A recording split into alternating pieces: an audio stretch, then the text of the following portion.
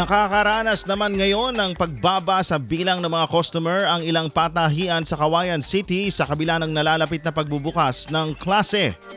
Sa panayam ng IFM News Team kay Sunshine Agustin, isang mananahi sa lungsod ng Cauayan, sinabi nitong mas kakaunti umano ang mga magulang na nagpapatahi ng school uniforms ngayong taon kumpara sa mga nakaraang pasukan dahil sa patuloy na pagtaas ng presyo ng mga bilihin at gastusin sa eskwela. Mas kokonti na ngayon yung set ng pinapatahi nila, hindi na katulad ng dati na marami. Dati po ba ma'am, gaano po karami ang pinapatahi ng mga customers nyo kumpara po ngayon?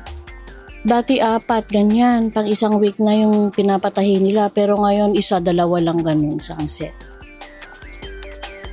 Dagdag pa niya, marami na ngayon ang mas pinipiling bumili ng ready-made uniforms o kaya naman ay sa online na lang bumibili. Malaki rin umano ang epekto ng pagtaas ng presyo ng tela, sinulid at iba pang gamit sa pananahi dahilan upang mapilitan na silang magtaas ng singil sa pagpapatahi. Dahil dito nabawasan ang mga nagpapagawa ng bagong uniforms. Sa kabila nito patuloy pa rin na umaasa na madaragdagan ang kanilang customer habang papalapit ang pasukan at hinihikayat ang publiko na suportahan ang mga lokal na patahian sa lungsod. IFM News.